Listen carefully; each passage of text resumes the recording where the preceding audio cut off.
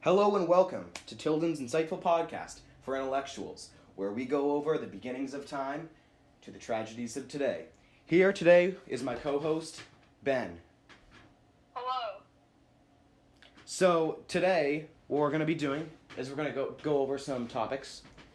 My co-host here, Ben, is going to introduce them to me, and Yes, I will. yes, he will. And I'm just going to talk about him, say my opinion, so how about we get the first one? Alright, let's get right into this, Tilden. How do you feel about the Imperial System? Because I know there's been a lot of dispute over this, and I would like your intellectual opinion. Yeah, so I believe that America should switch to the metric system. It's much better. It's much more convenient. It's upon base tens, which just makes sense. Yeah. And when it's not in base tens, it's ridiculous. The empirical system, it has so many random numbers, like 12, 24, 2000. If you're looking at temperature, if you're looking at Fahrenheit, you go from 32 to 220, which is just ridiculous. There is a reason for it, but it doesn't fit with today's standards, and it should definitely be from 0 to 100, and just makes more sense. But Yes, back to the imperial system. Why does America still use this system? Yeah, good question. I'm glad you asked that. So, I really don't know. That's the thing. It's so confusing to me because the metric system, it makes more sense. It's more convenient. It's base 0 to 10, base 0 to 100 to 1,000, Yes. all the tens. But what I think it's just become tradition, and at a certain point, we stop substituting logic. We substitute logic for Yes. tradition, which we shouldn't do, and I find that absolutely do that. ridiculous. It's quite sad, Ben. Yeah. So But I do hear that the whole system is based off of a king's foot from England way back when. And Yes. do you think that has any significance? I find it interesting that it is based on such ridiculous claims as a king and a foot. I find that very, very absurd, and the fact that we still use such a ridiculous measurement to this day is very strange, as the meter is convenient. It goes by base tens, and it doesn't go by twelfths or anything as the such, and it just doesn't make more Yes. sense. Yeah, It just doesn't make sense. it doesn't. Alright, Tilden. So now that we've debunked the Imperial System, Yes, debunked. you describe yourself as an intellectual. Would you like to Yes. explain for all our viewers at home what exactly an intellectual is? Okay, so it means that what I'm doing right now, it's possible. I'm great at explaining things. I'm very intellectual, if you will, which intelligent and cunning, and it's a breeze, and it's quite fun to debunk these ridiculous claims and explain some things that some people at home might not know. Although you are most likely an intellectual if you're listening to this, and if you've gotten this far, that's just great. So yes. Alright. So Tilden, you say debunking things that aren't true. So for one myth that I can think of, Yeah. are there really alligators in the sewers of New York? Now, see, that's just ridiculous. Now, I thought you were going to go for something more that has more meat to it, more things to debunk, but that's just ridiculous. Alligators can't possibly live anywhere other than Florida, southern Florida, and in China, and if you said crocodiles, they're more widespread, but they're still you're not gonna find them in your Yes, sewers. but Tilden, why in all of the cartoons I watched as a child, they led me to believe that alligators lived in the sewers? You see, cartoons are not based on a fabric of reality, rather on just ridiculous myth, and they're made to entertain, not to inform, so you really shouldn't have taken it that way, honestly. Huh. Interesting. Yeah. So what else? What other Well, myths? another myth that I've heard is that you can see the Great Wall of China from outer space. Is this true? Yeah, so the interesting myth is that people seem to think that that is the only man-made structure you can see from space.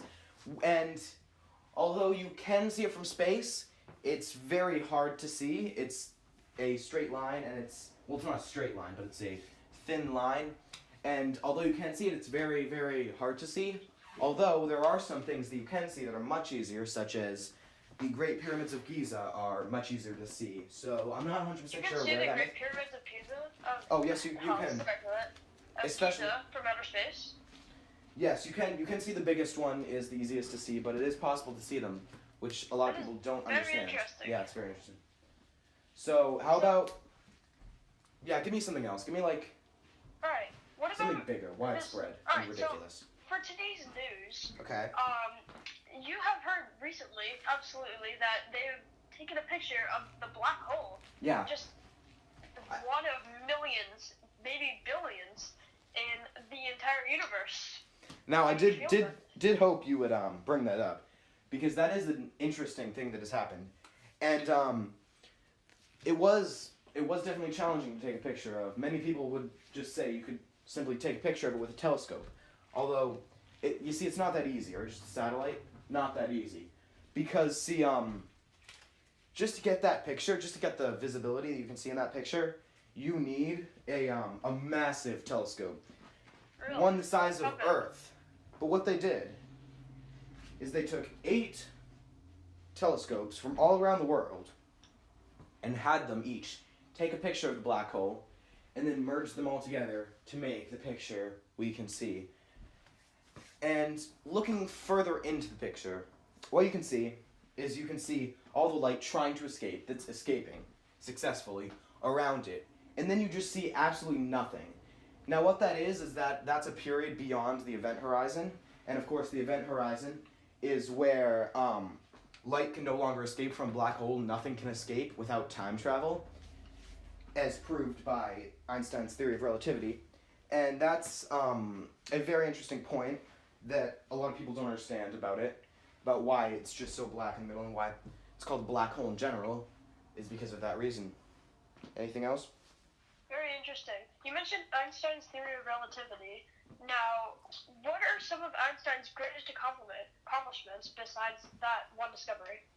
Well, there were a few things that he did. He did a lot of important things in his life with astrophysics.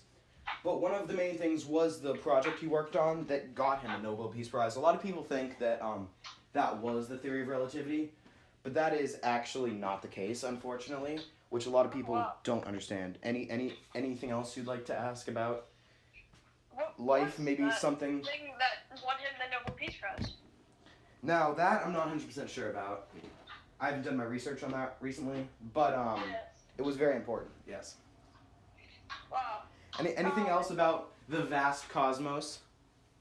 Cosmos. Yeah. That is our background of today, of course. The cosmos, the vast Alright. magical cosmos. Yes.